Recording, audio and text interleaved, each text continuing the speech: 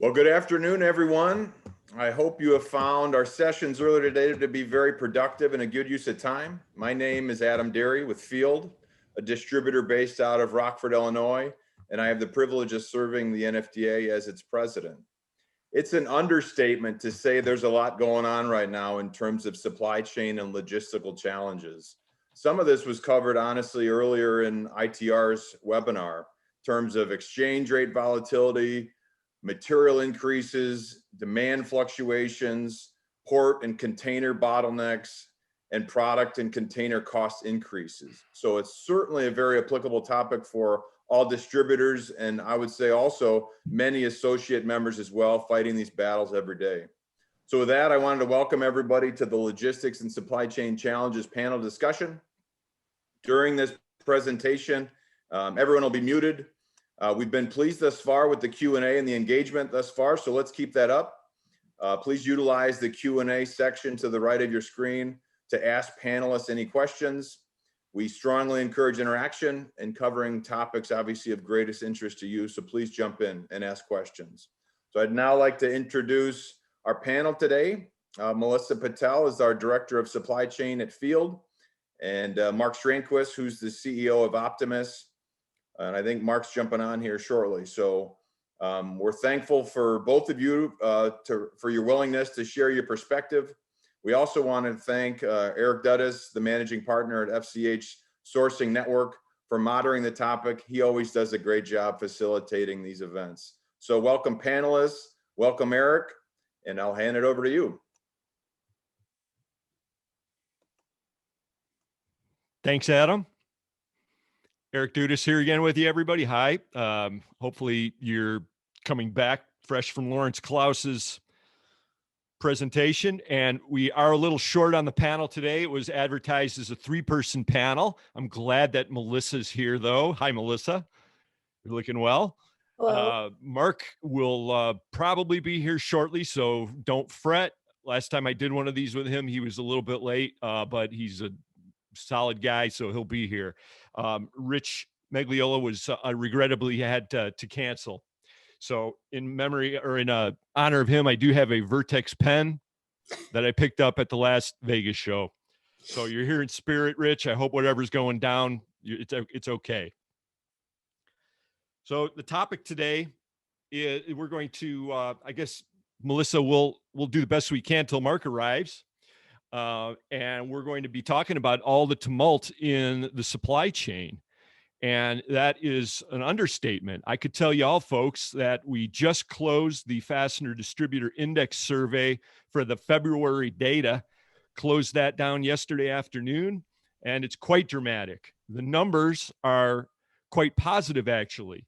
The overall number for the FDI is 66.1, and the forward-looking indicator, those of you familiar with the index know that that is the market sentiment for the 6 months going forward. And according to our respondents, it is an astounding 73.9.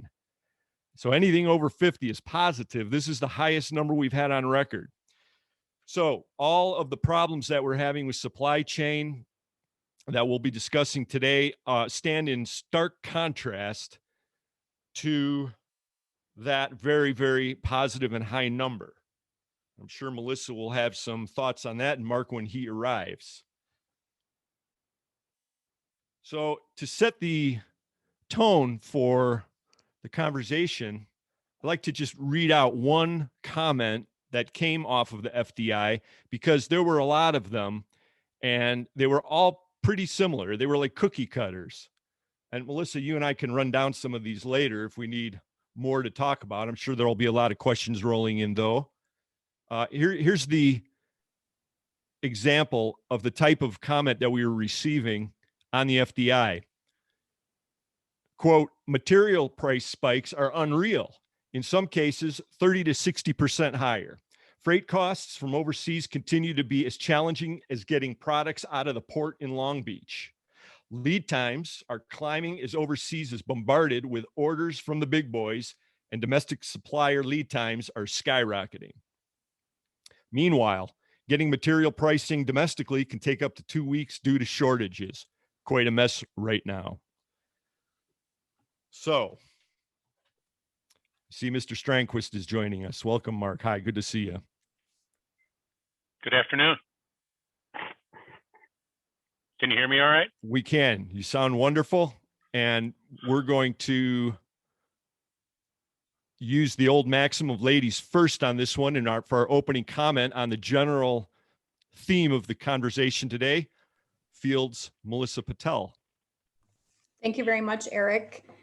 First, I'd like to just thank the NFDA for including Field in today's panel. It is definitely top of mind and pretty much dominating the landscape from Field's perspective, from a day-to-day management perspective. I'd also like to congratulate the NFDA on today's sessions. I thought they've been outstanding. Tim O'Keefe's session was great on leadership. The ITR is always outstanding. And as Adam indicated in the intro, a lot of what Alex covered during his presentation, I think really seamlessly flows into today's topic of supply chain challenges. My name is Melissa Patel, as Eric and Adam indicated. I've been at Field for 18 years in our supply chain group. And my role is a little bit unique as I have responsibility over our teams that interact directly with our customers and their experience, as well as those that interact with our suppliers and our suppliers' experience with Field. So I think I can kind of get a good messaging across the board from OEMs in different markets and industries, as well as what we're hearing from our supply base, and really try to align that message throughout our specific supply chain. When we were asked to do this panel, I think it was sometime in January, I started to kind of collect a group of challenges that we were seeing or had just started to see. And from that list, I've kind of broken it down into two main pillars that I think are causing us, maybe headache's the wrong word, but definitely challenges that we're trying to combat. And I kind of boils down to in my book as availability of product is one pillar, and then cost management is the second. Under availability of product, there's a few main contributors. There's many, but I'll narrow it down to three main contributors from our perspective. The first and foremost is raw material availability. Eric, you kind of alluded to that a little bit in regards to the US side. We're seeing that pretty significantly in Asia currently, and the majority of our products come from Taiwan. We've seen a flooding of orders for manufacturers in Taiwan, which has resulted in some manufacturers not being able to get the quotas of raw material that they've been promised. We've seen delays from a wire processing standpoint that would typically be 1 to 2 weeks, kind of extended out to 4 to 6 weeks. And due to a lot of those things, just general lead times from Asia have extended quite significantly. We have some suppliers coming to us now quoting 180-day lead times. And when you add in transit time and that challenge, we're looking 8-9 months out to kind of secure product. And as we all know, predicting what's going to happen 9 months from now can be quite a bit of a fortune teller game here. So it definitely is causing some challenges in how we're ordering parts. The second constraint from availability standpoint that we're seeing is, I would say, an uptick in quality challenges and issues. I think perhaps many companies right-sized their team members in 2020 due to the slowdown in the economy. And now with the uptick in business, perhaps there's more training going on for new employees, as well as maybe shortcuts or maybe processes not as followed as they had prior to the uptick in business. So if we compare Q1 2021 to Q1 2020, I would definitely say there's been more challenges from a quality perspective than we had previously. And then the third main bullet under availability from a constraint standpoint would be the logistics component. Eric, you noted some of those things briefly a moment ago. Besides the Texas shutdown a few weeks ago, obviously that had some challenges in itself for domestic movement. But from an international movement standpoint, there's a flurry of different challenges that we're seeing. So the first and foremost is just getting product moving on the water. There's lack of container space in general. We're trying to pre-book bookings well in advance, several weeks in advance, to make sure once product is available, we can actually start moving it. There are times where containers aren't landing in Taiwan specifically, so we don't even get product out that week that we were planning. But then once the product is moving, then we're seeing some challenges on the US port side. So I think we've all probably seen pictures of Long Beach and 30 or so containers kind of anchored out there in the ocean. Our expectation is that's probably going to carry through Q2. I found some notes about 85% of containers hitting Long Beach are anchoring. So they're not even allowed to land before they're processed. So if you imagine like 30 containers is several 100,000 containers itself sitting out in the ocean. So to kind of backlog all that through is going to take quite a bit of time. I know there's a labor shortage at those ports due to some COVID challenges. And then once those products kind of hit in their process, we're seeing some kind of delays in the rail movement as well. So all in all, the container process and ocean movement has definitely been a challenge and a pretty big headache to kind of navigate and get really direct answers of when we're going to get the product that's kind of secured along the supply chain. So I would say those are the main availability challenges that we're seeing. From a cost management side, they're pretty much relatable. So the first from a cost management side would be in regards to raw material challenges. I think I'd be surprised if everyone on this call hasn't already seen some of those increases coming through both domestically and internationally in regards to all raw materials, steel, nickel, copper. They all have seen quite a big uptick in the past quarter, but over the last year, quite significant. The second cost challenge is the exchange rate. And that was actually something I had asked Alex at the ITR about.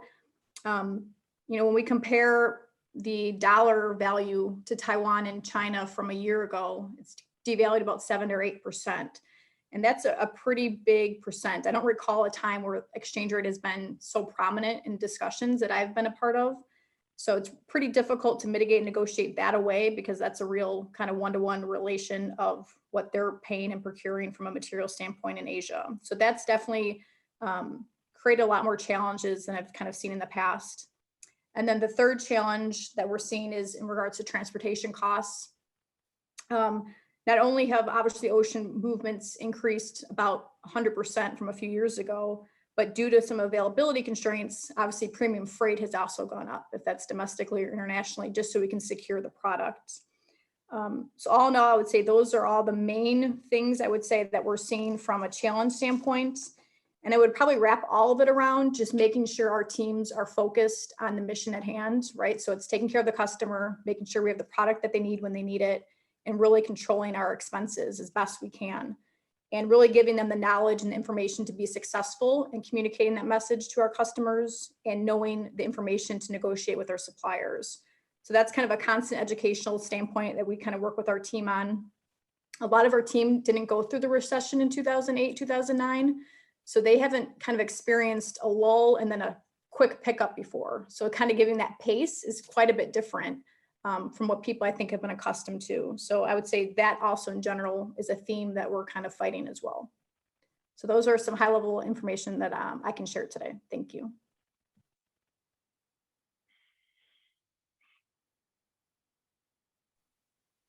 Thank you, Melissa. I am told that there is just north of 70 attendees on the conversation today, which is great.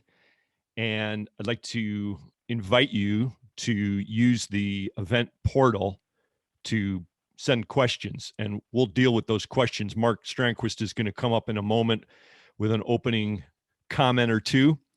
And I'd be surprised if he doesn't talk about some of the things that you did also, Melissa, and maybe not be as skillful, and maybe the word inflation might creep into the conversation. I wanted to just point out that I heard that question that you asked Alex Chasovsky over there at ITR. I thought it was a very good question, and he skillfully avoided that particular phrase, and he referred to the dollar losing value against a basket of Asian currencies. So that was an interesting way of answering it.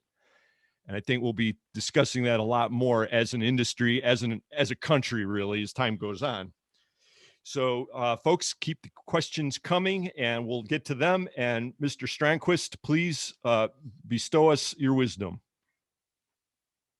Thank you, Eric. Thank you, Melissa. Well done. So yeah, I would replicate a lot of what Melissa said. In terms of a few more details from my side, the COVID is one issue that just brings up, it makes it so difficult to run the business as you deal with both the supply side and internally. So, I mean, that is a unplanned headache on occasion that is disrupting everything that's going on. The other thing that's going on that is going to have a multiple impacts is, we're showing that on the import side, orders are still big over there. And the problem is people are ordering extra. Everybody's ordering extra. And what that does is, from my perspective, it's creating a false demand and a problem in that it soaks up capacity of containers. It soaks up capacity of the ships. It's soaking up steel. And it is causing inflation, period. That's not up for debate. You can debate the currency exchange issue and what that's going to do and be inflationary. But, I know for a fact, because we have the combined manufacturing capabilities and we deal with the steel mills, prices are going up. And then on top of that, there's some talk now in the second quarter of allocations. And so what does that do? So then everybody panics and you order even more in order to build up your inventory. And there's this kind of a nonstop, dog chasing his tail, and it's creating more problems than what really are out there. There's no question demand is way up, but we make it worse when we double up orders. I always find it ironic, lead times go out and we have difficulty getting products. So the answer is, well, let's just order more. And so you order 50% more, and I think it's kind of a false premise to chase that down, because if they couldn't deliver 100 pieces, and now you want to deliver 125, it's still just as hard to deliver 125 as it is to deliver 100. So I think that's continuing to cause a lot of problems. As an example, so our covert operatives in Los Angeles tell me there's 30 freighters just sitting out there waiting to be unloaded, container ships. And I think the number for New York City is sitting on, over a dozen container ships. So as we look to the Chinese New Year, I think that was a question I saw flash across earlier. There might be a slight subsidence for a brief period of time, but I think it's going to be right back up to record levels. And then, that's the fragile nature of the supply chain right now is we're loading up all these ships. Not all the quantities are required. We're causing steel to become a shortage situation. As I talk to some of the domestic manufacturers that, I've been around for a bit, so I know a lot of the people in the industry, and, some of these manufacturers domestically are definitely in heaven. We talked to one gentleman, where he was used to getting 50,000 piece orders, 100,000 piece orders. And the other day he took an order for 15 million pieces. Now that's a manufacturer's dream, right? You just turn the machine on and it just runs and runs and runs and runs. And, that's the best way to make some money. So, but what's happening now is all that capacity that he would have sold to 15 other people is now soaked up with this one order, because imports are not reliable, at least in the eyes of that particular customer that he's dealing with. So we're traveling through some undiscovered country, so to speak, in terms of trying to manage this, and I think it makes it difficult. And then as you follow the process, one thing we're seeing too is in terms of inland transportation and the networks, it's putting a lot of stress on all the different modes of transportation. And then you have some drivers that get sick with COVID, and all of a sudden your parts are stranded in Casper, and for a couple of days, and that's unplanned. I'm sure most of us all got killed with the ice storm in Texas. At one time for one of our customers, I think we had 20 trucks scattered all over with parts for this customer, and we're all locked down. So it's a very compromising and difficult situation that we're all in. And it just takes a lot of intense effort and in order to get through it. And anyways, to finish out, we on our side, we do see, for the markets we're in, pretty solid, markets for the balance of this year at least. So I don't think that's going to go away. We're seeing steady increases across the board, and so I think this revived economy, if that's what we want to call it, is is here for a while. And I think there's so much pent up demand that was already out there. Then last year shuts it down and everybody becomes super conservative. And so I think we're going to see quite a bit unleashed as long as the federal government doesn't screw it up totally, which they're capable of. And so, as long as they don't do anything really, really bad, I think this should be a good year overall. But all of us, our costs are up. I'm sure if I use the word premium freight, more than one person's going to nod their head up and down as you try and move parts around, and as you try and move parts from branch to branch and do intercompany transfers, those freight levels are up. And then when those costs are up by double or by 50%, it doesn't, all that added volume isn't as helpful as we all would like it to be, because you're inefficient, and your freight costs and the logistics as a percent of sales are going to increase as a general rule. And so you don't get to enjoy it as much as you'd like. So we'll see. Thanks, Mark. I have a comment from one of the participants, and he says, absolutely, Mark, fake demand is driving capacity issues. And I don't know how much fake demand is driving this statistic, but everybody, there's a resource available for you at the footer of the event portal here. And it is a copy of the latest Scanwell Shipper by Chris Donnell, or it's Donnell. I'm never sure how to pronounce that, but he's a very knowledgeable guy, been in logistics 18 years. And the one takeaway quote from this latest report is that the Global Port Tracker was reporting 14.6% increases in January, 26.3% in February, and grab onto this one for coming up in March. They're forecasting 41% increases in imports.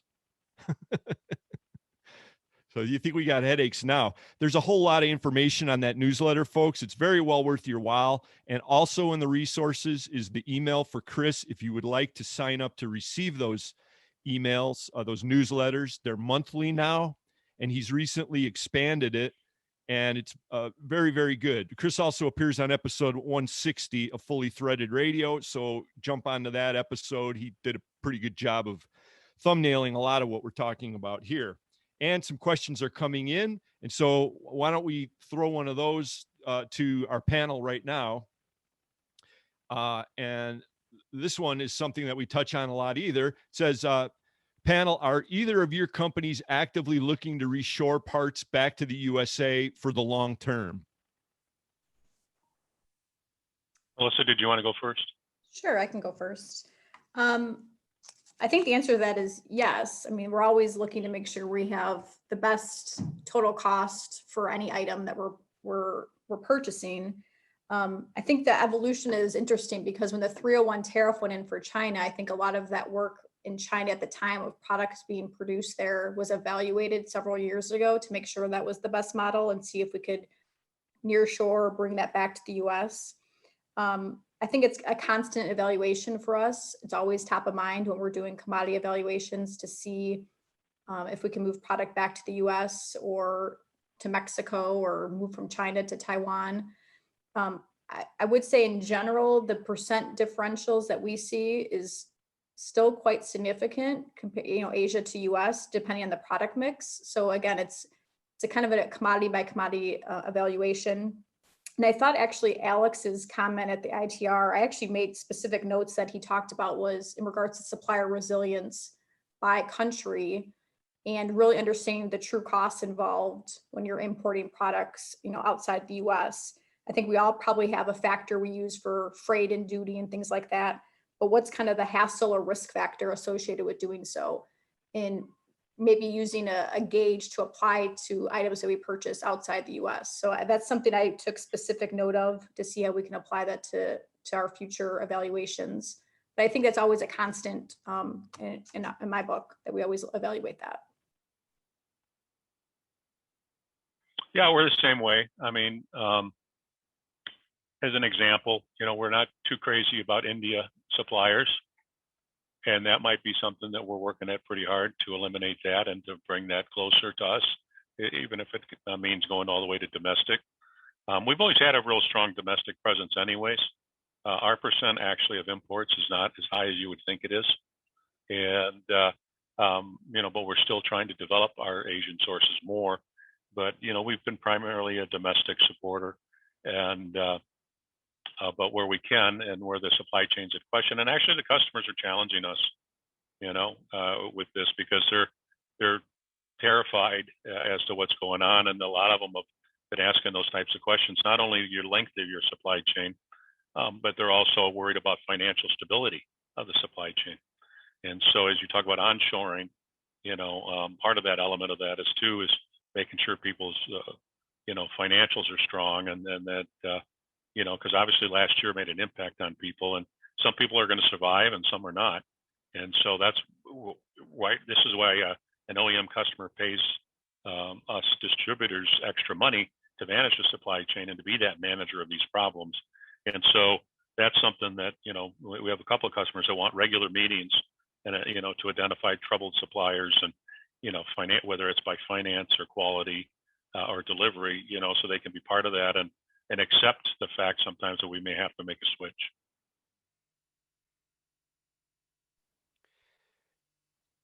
There are several questions that are coming in, and I have to tell you, there's a big slew of them that relate to various related questions to the nearshoring, reshoring, domestic supplier issue. And let me just throw one out, and I want to just give you one more opportunity to take a swing at this topic, since there are so many. Obviously, the audience is very interested in it. This one is a little bit of a twist, and both of you, I'm sure, have thoughts. Could you comment on the long-term effect of domestic sourcing versus overseas sourcing to reduce lead times and reduction of the accompanying risks? Yeah, I mean, I would start with the premise of networking capital, and as people do an analysis of that obviously the shorter the lead times, and the quicker you can turn your inventory, the lesser amount of networking capital that's tied up in the company. And so you make a lot of those decisions based on that. And so we are active in doing that wherever we can. Unfortunately, right now, lead times are going the other way.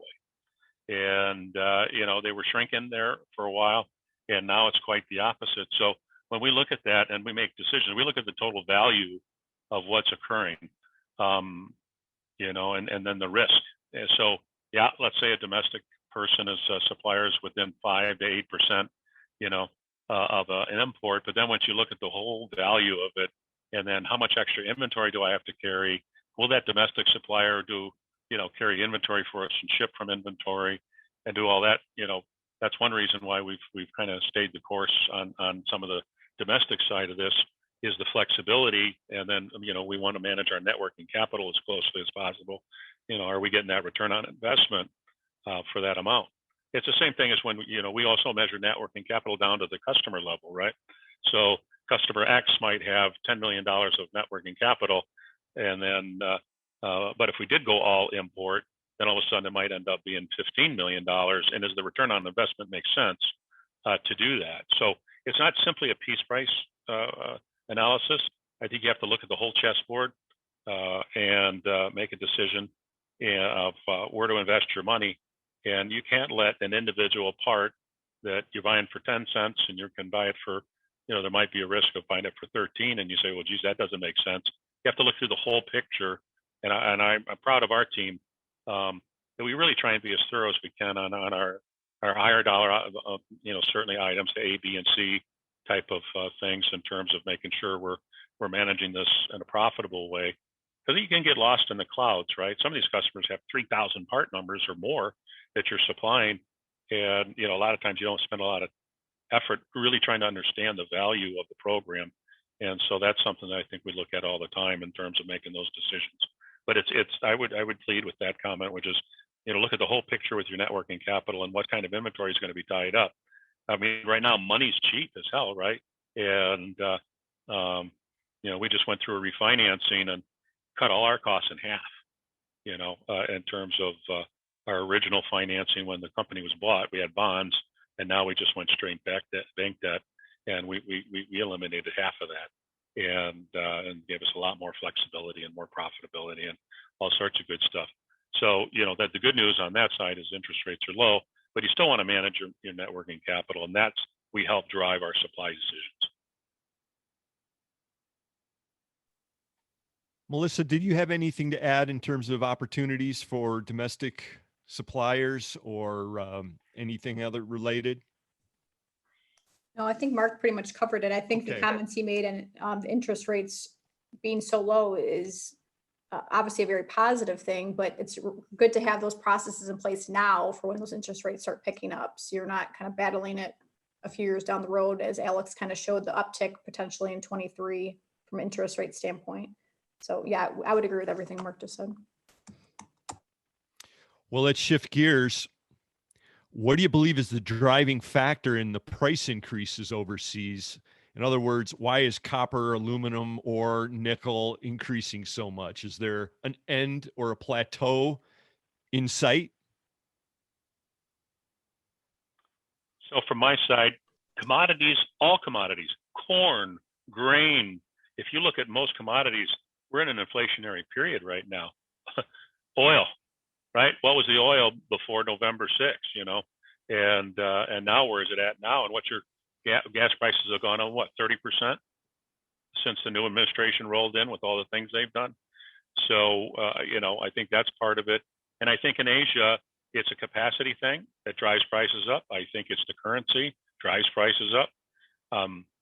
China Steel, Bao Steel, controls that market so tightly, and that's really subsidized by the Chinese government.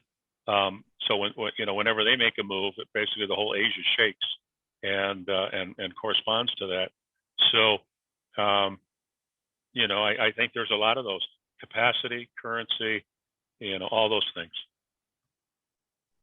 Yeah, I was just going to add, I know, and Mark, you probably are actually know more about it than I do, the domestic steel standpoint. I know that when we track it, it's American Metal, kind of 3-city composite is what we evaluate on a monthly basis. So I know in February or last month it held, it didn't go up, which was really promising to see. I think the automotive industry will be interesting because I know they're having some challenges with the semiconductors and potentially reducing production in the next quarter, which can cause kind of a decline in scrap material for the steel mills. So I guess that'll be yet to be seen, I guess, what increases perhaps might happen domestically. Our indication is that China Steel will raise prices again in Q2. I don't know if you've heard the same thing, Mark, but that's kind of the word on the street that we're kind of predicting will happen again for Q2 numbers. Yeah, the key to analyzing the steel side of it, remember there's two components, the base price and the surcharge. And the surcharge is what's going up and down right now. I mean, there hasn't been major movements that I've seen on the base, but major movements on the surcharge. When they start moving the base price up, hold on, because that's permanent, right, in their mind. So when base price moves, that's the real indicator. This is for the long haul. Right now, they're just milking it on the short term by utilizing the surcharge, and then that's how they're getting the extra bucks. But when the base price starts making dramatic movements, then we're set for a long time. It'll be a while before that goes back down again.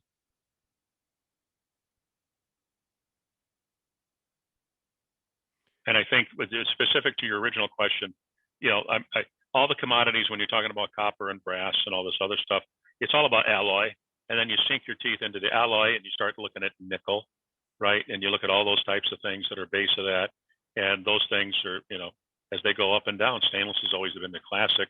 That's a common one that's gone on forever in terms of what its impact is on the nickel price or on the overall stainless pricing. So it's just going to be the same thing. And as long as there's a lot of capacity and demand, right? Everybody's a caged wolf, right? Everybody's been locked up and not been able to do much. And now's their time to make money, They look at it as a turnaround as fair play. They got beat down with prices when times are slow. And now that times are busy, they're just sitting there with their hand out going, look at me, pay up. Here's a real practical question. Are you seeing less inventory from your import suppliers? And what are you doing to combat lack of stock you normally source? How are you handling that? Melissa, go ahead. Sure. I'm taking that as master distributors. Is that the implication, Eric? That's Inventory how I'm levels? reading it, right? Well, I guess everyone here supplies someone, so I'll interpret it that way. Answer it the best way that you can from your perspective.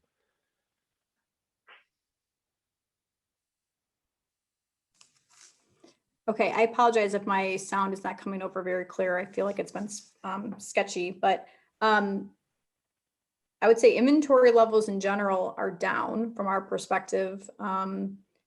I haven't seen a lot of disruption from what we would consider big master distributors, you know, Bright and Best, Lindstrom, Stars. I mean, we haven't seen really a disruption at this point in regards to availability, but I think it definitely has potential to be happening here shortly, as I know a lot of gap fill buys are happening, especially in the last month or two, because of delays from offshore suppliers. That's some of the insights that we've received, some massive orders being put into some of those suppliers. But we feel we have a pretty good mix of what we buy from some suppliers like that versus offshore. So at this point, I haven't seen a huge disruption in that, but I anticipate perhaps that might be coming down the road here based on some delays from overseas suppliers. Yeah, and I don't have a feel for that one as much in terms of the direct contact with the master distributors. So I've not been made aware that there's inventory drops. It makes sense, but I mean I'm not involved with that, and I don't have a feel for it to be given an honest answer. One of our event participants had a reaction or comment to your earlier statement, Marc. This person says, base pricing on cold drawn steel we use to produce fasteners increased $2.50 a pound on March 1st and is going up another $2.50 in April. To Marc's point, I guess we've passed the tipping point. Surcharges have more than doubled in the last 6 months. Yeah, I agree. So I don't know what that is as a percent increase. I don't have it off the top of my head what the base is for that, but yeah, I mean, once it starts moving upwards, so that just validated, you know, what I said. I didn't hear about the April part, and so it's coming. Another participant is commenting that they are starting to see stock outs on some items at master distributors. So it's impacting. I'd like to throw a related question in, given our current thread here. Question is, do you see OEM demand planning getting any more accurate? It still seems like they don't know what they will use and don't give any real visibility to changes. It's causing huge pain and cost. And with technology advancements, you'd think it would improve. So I'm laughing and Mark's shaking his head. So I think we're probably on the same page with, I don't anticipate that changing or improving. I actually noted that specifically in my notes about better aligning and really getting the customers to understand how important that is from a supply chain management standpoint. I mean, and I'm sure you all see this, when you tell someone it's 120 days or 180 days to get a fastener, they're like, no, you typed that incorrectly. I think you mean 18. It's like, nope, it really is that long of a lead time. But the reality, and I think Marc, you kind of alluded to it, is they pay us for a reason. It's to manage their inventory and their supply chain. You know, they're not spending a lot of time and resources on fasteners. I mean, that's the lowest kind of SKU that a lot of SKUs and really have no value to them. So do I anticipate that improving? I really don't, because that's why they're paying us, is to manage it and figure it out for them. Yeah, I mean, I was laughing because the answer is I don't think there'll ever be good demand planning on most of these customers. I mean, we've all been facing it. I had a part, no, I would never get involved with a part that uses 500 pieces a year, right? Well, with like 4 days notice, they jumped us for January to go to 8,000. Well, this was a complicated part that had like 5 grinds. Those of you that are fastener nerds on the phone understand what I'm talking about, where, you know, that's a complicated part. And, you know, no notice, same thing with production builds. You try and communicate that, this is a 12-week deal. We need more than 12 days, notice, or even worse, they tell you on a Wednesday that all of a sudden they're going to run 2 shifts Saturday and 2 shifts Sunday, and all the extra cost that goes into trying to get all that done. And all of a sudden your inventory, where you had 2 months worth of inventory, and now you're down to 2 weeks. I mean, there's just all sorts, and we're not victims. Everybody's in the same boat. But I mean, it's funny in that I sure wish it could be that way. We had another customer where they were doing a major launch of a product that they make, and they're all excited, and then everybody looks at each other and they forgot to put fasteners into the ERP system, and no one had ordered a single part. And so you got an entire bill of materials for a product that it was one of those, oh, I thought you did that, and of course they don't care. Well, no, we have to still, we're launching February 1st. Here it is, mid-January or something. Well, that's nice. I don't know how you're going to put it together, but they're like, well, you got to figure it out. That's what we pay you for. I mean, that's a quote, and the ending was okay. We survived and did it, but it's no appreciation. I think they don't care. It's just a bolt. You just go down to Kmart and buy one, or Ace Hardware, and which of course is far from the truth. But yeah, I'm sure everyone on the phone here that's listening has a dozen stories like that of what's going on.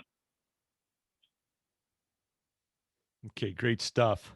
One question: how successful have companies been at getting container shipments diverted at the ports on the West Coast? Well, I'll tell you, I mentioned the newsletter as a resource on the event portal. I strongly advise you to take a glance at that. There's a ton of information on that.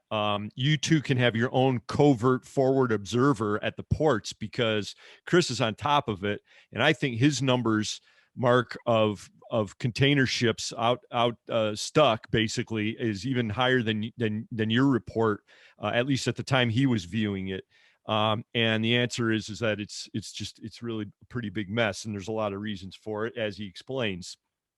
So thank you for the question. Okay. Also, I'd like to just point out that regarding that OEM question, the new FDI that's coming out, I think the results that came in about customer inventories is going to be 100% consistent with what you both said. Technology or not, we're still stuck in a pickle in that department. I'm sorry, I cut you off there, Melissa. No, you're fine. Nope. The question in regards to the containers coming in, I think it was in regards to termination at the port. Or maybe that's how I took the question. For the first time ever, Field has terminated several containers in January 2021. So, right before they hit port, we have stopped those at port and then kind of diverted them due to, pickup in demand or lead times or congestion at the ports or on the rail. So we have found ourselves now a handful of times stopping and terminating containers at port, either Seattle or Long Beach, and then trucking them to whatever destination that we think is, appropriate, just to speed up the process. We've had several containers, Marc, I'm not sure if you have either, but, sitting in Long Beach for, 15 days with no movement, with no idea of when they will be moved, and no one can kind of give us some clear answers. So, there's a cost associated with doing the termination, but at the end of the day, we need to have product. Otherwise, there's additional, concerns and costs that will add up if we shut down lines and OEMs. So we have done that a few times. It is costly, but it's better than a line down for sure. Lots of comments coming in and a few questions as well. So we have a very engaged group here, which is very, very good. And several people commenting on the OEM idea. I'll just give you one to give you the flavor of these. This person says, many OEMs don't have any idea how much they use. As a distributor, we often know more about what the customer uses than they do. That's a pretty good one. True statement. Yeah. Fun fact from the Scanwell newsletter here, there's an estimated 22 million containers out there on the sea coming from Asia. That, if you put them end to end, would be roughly 81,250 miles, which happens to be about the circumference of planet Earth times 3. I don't know how many of those are hanging off Long Beach, though. Tim O'Keefe's got a good suggestion on the FDI. I'll catch that offline with you, Tim. Thank you very much. One of our participants says freight surcharges over the last few years have simply become full-time increases regardless of gas prices.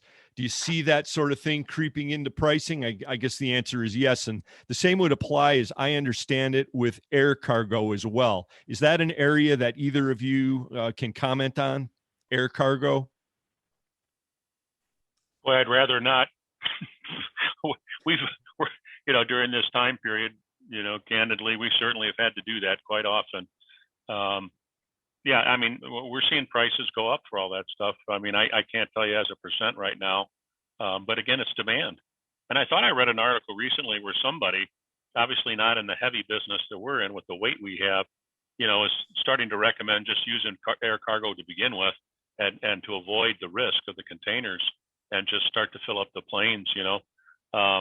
That would be just so enormously cost prohibitive for us, and our per unit cost on parts, isn't the same ratio as, air cargo of electrical circuits or computer chips, which have a much higher value and are very light, and with us they're much low value and they're very heavy.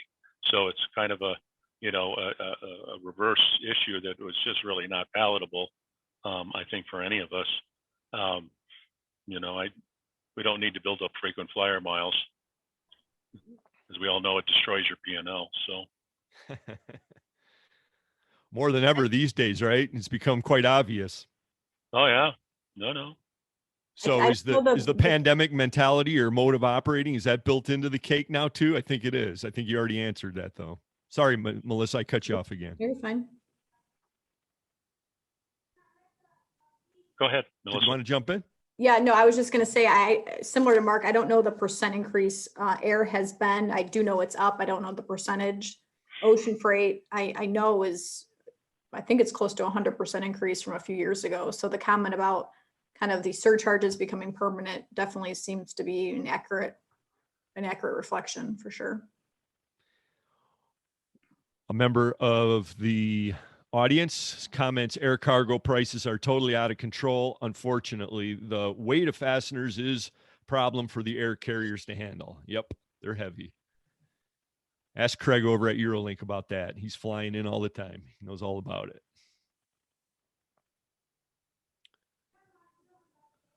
Okay, well, one of our event attendees has a very pragmatic question, and it has to do with addressing the problem of OEM forecasting and possibly, I'm inferring, using the NFDA as a vehicle for getting our heads together and fixing the problem, or at least addressing it.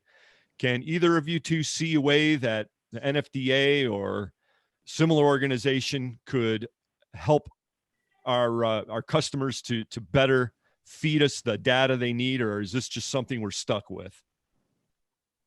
Well, the problem I see in a demand planning scenario like you're describing, if you look at the tactical or the pragmatic way of looking at it, right, and look at a rolling 12 months history, which generally we all followed, as a way to try and make sure releases match up with their history. But the rolling 12 includes the coronavirus impact, where like last April, we had so many, we had 144 customers all shut down, and things were slow picking up, but then they got roaring again. So the rolling 12 is pretty hard. Then on top of that, now you have unprecedented growth. And so you have the worst of the worst in this 12-month period, and now you've got the best of the best.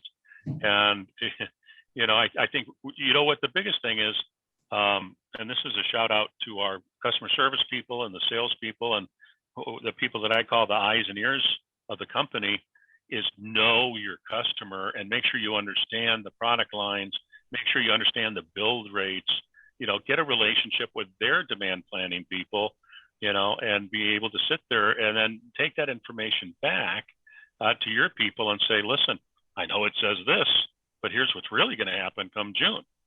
And, so that you have as much visibility as possible. And so we regularly in our meetings will put pressure on the customer to please, we're willing to get this stuff, but if we don't know, I mean, we're in a bind in this kind of environment. So, I mean, really the number one is know your customer backwards and forwards, and make sure that you have relationships at the lowest levels, understanding what are the model changes, is it seasonality? Do they build so many of these in the winter for summer sales, or so many in the summer for winter sales, and to work your way through that.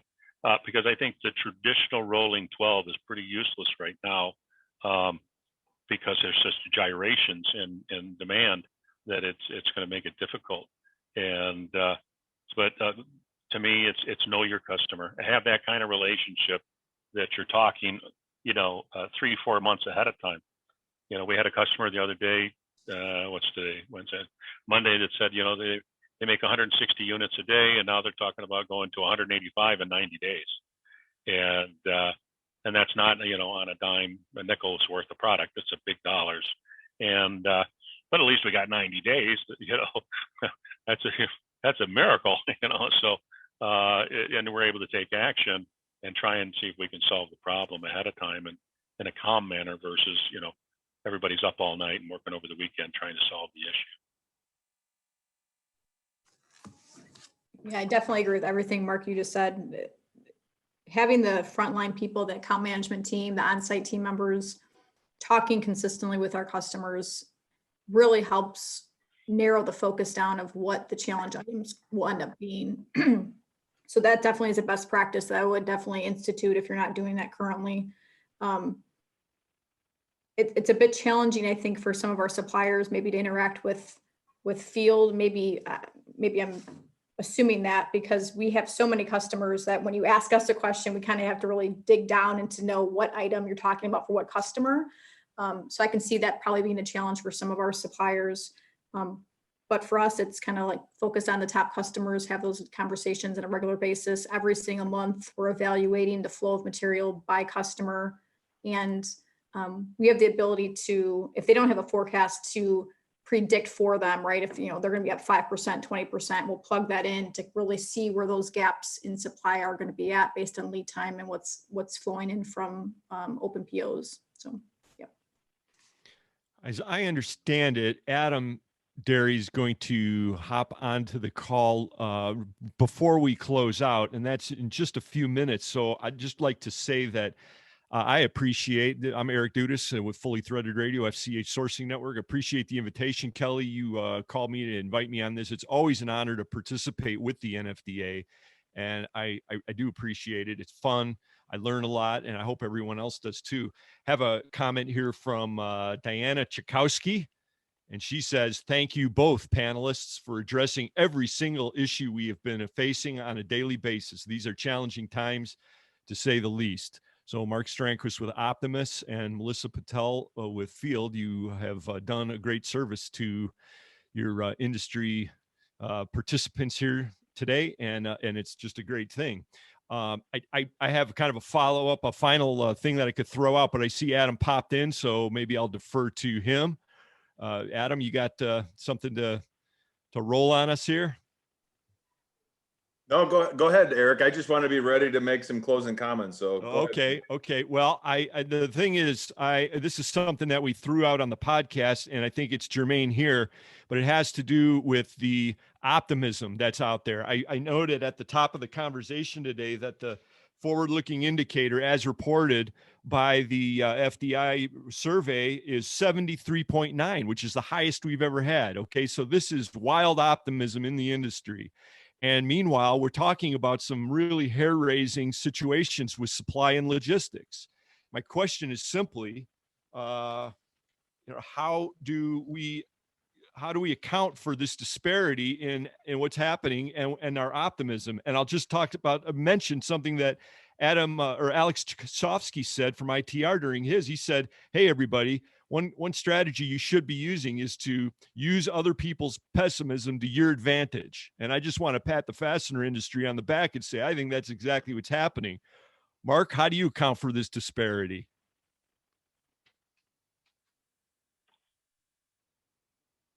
Can you say that again? Yes. How do you account for the disparity between the wild optimism we're experiencing and the chaos in supply and logistics?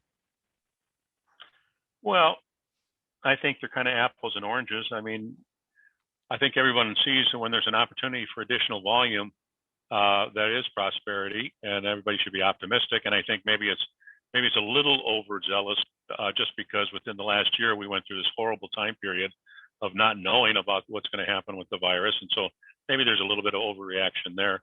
But there's certainly madness in the supply chain. I mean, I think that's an accurate statement too, though. I think you can have both. I mean, right now people are optimistic, but we're working too hard. You know, everybody's killing themselves trying to keep up. You know, I mean, everybody recognizes, you know, that you got to take advantage of it. But I think that, you know, there'll be more prosperity when it gets under control in terms of the supply chain, and we don't have all this inefficient costs that are occurring, that are impacting us. And then we got to make sure the customers understand what's going on. And, you know, I think we're all going to be, you know, dealing with these inflationary costs in different ways. Some people may choose to eat it. Other people are going to pass it on. And then we all know that causes big fights, and, you know, and so there's going to be some challenging times dealing with customers in terms of how to deal with this inflationary issues. The optimism should go away then, right about that. Let's keep it. Let's keep it as long as we can. Yeah. All right, Yeah. we've got 2 minutes now, so I think, Adam, if you want to hop back on, we'll let you wind her down. And again, appreciate it, folks. You're very welcome. Well, great job, everybody. I thought that was excellent. Melissa, Mark, thank you. Eric, you know, great job facilitating. I thought the content was great. You guys were well prepared, very organized, succinct in your message. So I thought it was great information that we all can have takeaway value, which again is the point of these sessions. So just want to plug in the next session. So it starts in 16 minutes, roundtable. I know it's late in the day. I'd encourage you, if you're on the fence, to jump in and participate. You know, I think some of this peer learning can be the best takeaway value, and obviously there's some networking value in there too. So meet some new folks that you haven't got to speak with, or kick around some ideas on your mind and have some clear actions and takeaway value going forward. So if you're on the fence, I'd encourage you to jump in. That session will start, I think, in 16 minutes or so. So thanks for the time again today. Eric, Melissa, and Mark, great job, and look forward to ongoing participation in the next session and tomorrow as well. Thanks, everybody. Thank you, guys.